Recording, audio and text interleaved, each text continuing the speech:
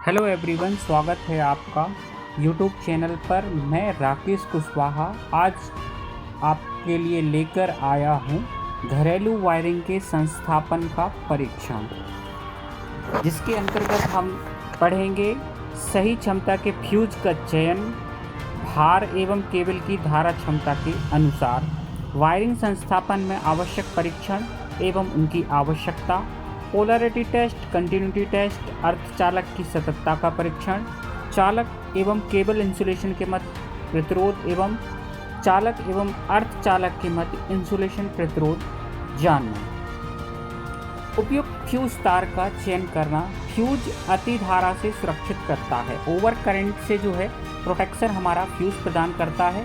किस प्रकार से प्रदान करता है, इसका एक बहुत सिंपल सा एग्जाम्पल ये है कि यदि हम एक मोटी रस्सी लें और उसके बीच में एक पतली रस्सी बांधें और दोनों तरफ से रस्सी को खींचे, तो पहले कौन सी रस्सी टूटेगी? तो पहले पतली रस्सी टूट जाएगी। मोटी रस्सी जो है वो नहीं टूटेगी, ना ही उस पर बहुत ज़्यादा लोड लगेगा। परंतु यदि पतली रस्सी बीच में नहीं बनता है तो लोड जैसे जैसे बढ़ाते जाएंगे तो मोटी रस्सी टूट जाएगी। तो इस प्रकार से जो हमारी केबल है उसको बचाने के लिए फ्यूज जो है वो एक पतली रस्सी या लूज लिंक का काम करता है, जो कि अधिक धारा होने पर हमें सुरक्षित करती है एवं परिपथ को भी सुरक्षित करती है। अतिधारा, अतिभार, अर्थ फॉल्ट, शॉर्ट सर्किट के मुख्य रूप से परिपथ में प्रवाहित होता है अतिधारा। जब लोड धारा केबल रेटिंग से अधिक होती है तब इसे हम अतिधारा बोलते हैं।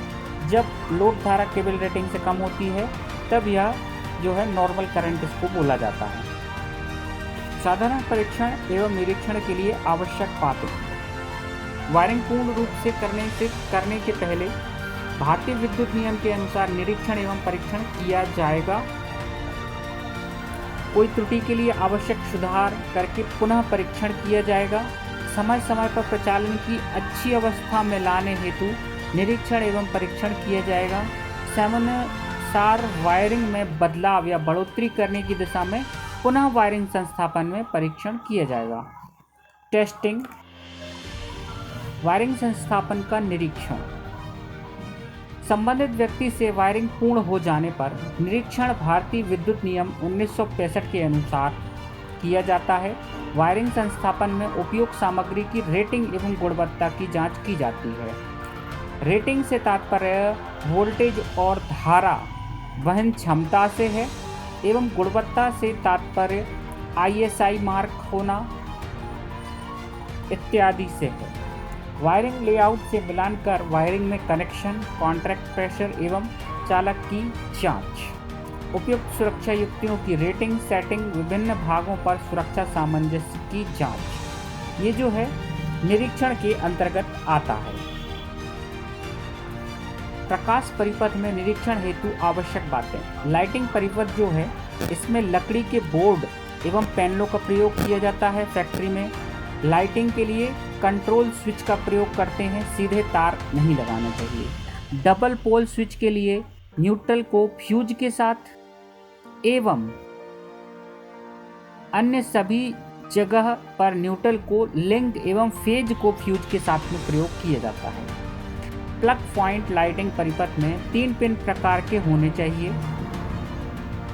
सभी तीसरे पिन को अर्थ से जुड़ा हुआ होना चाहिए।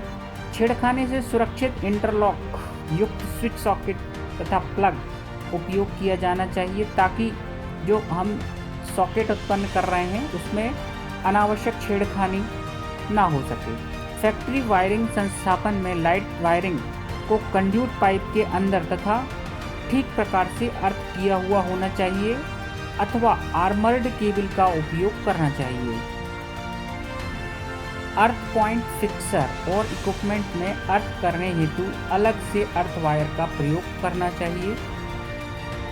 उपयुक्त कनेक्टर तथा जंक्शन बॉक्स का प्रयोग कर चालक में ज्वाइंट लगाना चाहिए एवं चालकों को परस्पर एक दूसरे पर क्रॉस करना चाहिए। उपयुक्त एवं स्पष्ट पहचान चिन्ह सभी डिस्ट्रीब्यूशन बोर्ड और सबमेन स्विच बोर्ड पर होने चाहिए। प्रकाश परिपथ में निरीक्षण हेतु आवश्यक बातें इसके अंतर्गत है वितरण बोर्ड में अतिरिक्त रिक्त स्विच स्थान तथा फ्यूज बंद स्थिति में उपलब्ध होना, ताकि भविष्य में आवश्यकता पड़ने पर हम इसको और लोड इसमें जोड़ सकें। कंड्यूट के अंतिम सिरे पर चालक तार आवरण एबोनाइट या अन्य उपयुक्त प्रोसेस के साथ उपलब्ध होना चाहिए। एक्सटेंशन प्रोवाइड कराने के लिए वेदरप्रूफ एवं अग्निरोधी सामग्री जहां पर भी आवश्यकता है उसे वायरिंग संस्थापन के नियमानुसार उपयोग करना चाहिए। वायर के सिरों पर उचित कनेक्टर लगाने चाहिए। Flat and screw, way screw जिनका ऊपर वाला भाग जो है कैसा रहता है, समतल रहता है, ऐसे स्क्रू का हमें उपयोग करना चाहिए। फ्लैट एंड स्क्रू के अलावा फ्लैट वाशर जो है, इसके साथ में स्प्रिंग वाशर का भी प्रयोग करना चाहिए।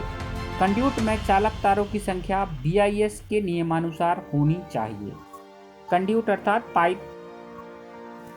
वायरिंग संस्थापन का परीक्षण, जो टेस्ट किए जाते हैं इनमें सबसे पहले है कंटिन्यूटी या ओपन सर्किट टेस्ट, दूसरा है हमारा ध्रुवता परीक्षण या पोलैरिटी टेस्ट जिसको हम लोग बोलते हैं, तीसरा है अर्थ या भू परीक्षण, चौथा है इंसुलेशन और लीकेज परीक्षण। इसके अंतर्गत हम देखेंगे दो चालकों के मध्य इंसुलेशन मत और चालक एवं अर्थ के मध्य इंसुलेशन। सर्वप्रथम कंटिन्यूटी या ओपन सर्किट टेस्ट की यदि हम बात करें तो इसको करने के पहले जितने भी परिपथ में फ्यूज लगे हुए हैं उनको निकाल लेना चाहिए। फेज एवं न्यूटन की पहचान कर लेना चाहिए। स्विच बोर्ड से अलग कर लेना चाहिए। सभी बल्ब, सीलिंग रोड से फैन, रेगुलेटर स्विच तथा तार को सॉकेट को तार से शॉर्ट सर्किट कर देना चाहिए। इसके बाद मेगर के ई तथा एल टर्मिनल परिपथ के प्रत्येक सर्किट से न्यूट्रल तथा फेज से जोड़कर घुमाकर जांच करनी चाहिए। तो इस प्रकार से हम कंटिन्यूटी टेस्ट कर सकते हैं। और जिस प्रकार से हमने कंटिन्यूटी टेस्ट की है, यदि हमने जहां भी शॉर्टिंग लिंक डाला है उसको हटा दिया जाए और उसके बाद चेक किया जाए तो हम ओपन सर्किट टेस्ट भी कर सकते हैं। तो इस प्रकार से शॉर्ट सर्किट और ओपन सर्किट टेस्ट हमने देखा। कंटिन्यूटी टेस्ट को हम मेगर की सहायता से भी कर सकते हैं एवं मल्टीमीटर की सहायता से भी कर सकते हैं, जैसा कि चित्र में दर्शाया गया है। पोलैरिटी या ध्रुवता परीक्षण, ये टेस्ट वायरिंग में करने के लिए बल्ब इत्यादि को होल्डर से अलग कर लेना चाहिए। फैन रेगुलेटर को ऑफ स्थिति में रखा जाना चाहिए। फ्यूज लगा देना चाहिए। टेस्ट लैंप के एक सिरे को अर्थ से जोड़कर फेज तार का पता किया जाता है। तो पोलैरिटी मतलब फेज या न्यूट्रल हमें पता नहीं है कि जो सप्लाई लाइन आ रही है उसमें कौन सा फेज है और कौन सा न्यूट्रल है। तो हम एक तार को अर्थ से जोड़ के और उसके साथ में सीरीज में लैंप या टेस्ट लैंप का उपयोग करके फेज से पता कर लेते हैं कि कौन सा फेज है। स्विच का प्रचालन फेज के नियंत्रण को प्रदर्शित करता है।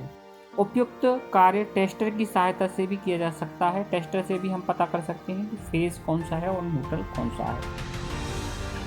अर्थ चालक की प्रभावशीलता का चयन करना। अर्थ कंटिन्यूटी कंडक्टर के चालक एवं परीक्षण एवं प्रतिरोध को मापना। अर्थ इलेक्ट्रोड के प्रतिरोध को मापना। अर्थ इलेक्ट्रोड का प्रतिरोध घरेलू वायरिंग में 5 ओम से अधिक नहीं होना चाहिए। इसके अंतर्गत जो है ये 3 पॉइंट आते हैं जिनमें हमारा कंटिन्यूटी मापना, कंटिन्यूटी हमने देखा है, इसी से एवं ओम मीटर से हम प्रतिरोध भी माप सकते हैं। अर्थ इलेक्ट्रोड का प्रतिरोध जो है वो अर्थ टेस्टर से हम मापेंगे।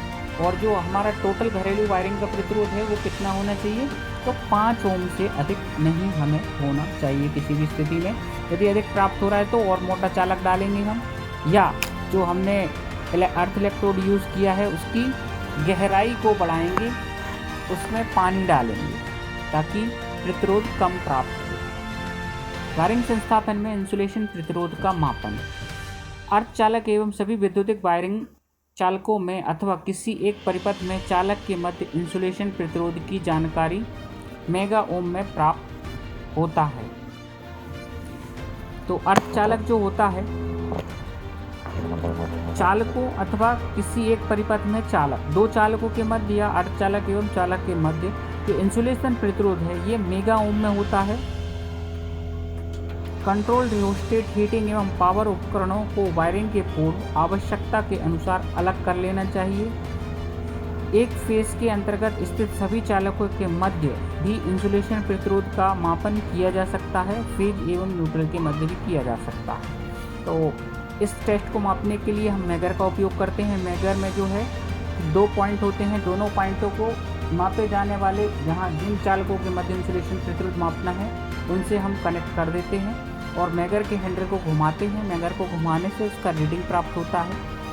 जैसा कि हमने देखा है, रियोस्टेट हीटिंग पावर उपकरण वायरिंग के पूर्व अवस्था के अनुसार अलग कर लेने चाहिए। तो इस चीज़ का हमें ध्यान रखना पड़ता है जब हम इंसुलेशन प्रतिरोध का मापन करते हैं।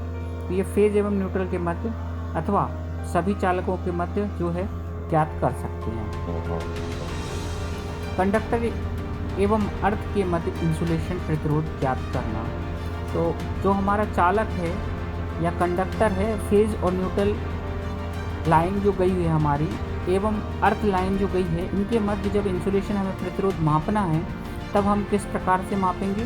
तो मेन स्विच को हमें ऑफ कर देना है, सभी कंट्रोल स्विच को ऑन कर देना है, बल्ब इत्यादि अपनी जगह पर लगे हुए हो, अन्य सभी उपकरण निकालकर सॉकेट को जंपर से शॉर्ट सर्किट कर देना है। फेज तार तथा अर्थ चालक को मेगर से जोड़कर मेगर घुमाना है।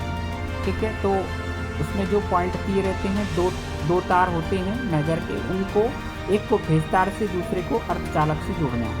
इंसुलेशन प्रतिरोध का मान BSI नियमानुसार दिया गया है। कितना आना चाहिए? 50 divided by number of points in circuit, mega ohms में आना चाहिए। PVC इंसुलेटेड केबल से वायरिंग में 50 के स्थान पर 12.5 का प्रयोग किया जा सकता है। तो इतना जो है वो आना चाहिए।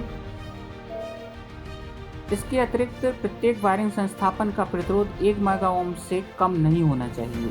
ठीक है, तो इस चीज़ का भी हमें ध्यान रखना है कि 1 मेगा ओम से किसी भी स्थिति में जो है हमें प्रतिरोध कम प्राप्त नहीं होना चाहिए। इंसुलेशन प्रतिरोध वायरिंग का, घरेलू वैद्युतिक वायरिंग का, आई रूल के अनुसार घरेलू वैद्युतिक वायरिंग में लीकेज करंट का अधिकतम मान फुल लोड करंट का 1/5000वें भाग से अधिक नहीं होना चाहिए। लीकेज करंट के लिए भी दिया गया है कि जो हमारा फुल लोड करंट है उसका 1/5000वें भाग से अधिक नहीं प्राप्त होना चाहिए। इसी के साथ ये टॉपिक हमारा यहाँ पर समाप्त होता है। चैनल को लाइक, शेयर एवं सब्सक्राइब करें। धन्यवाद।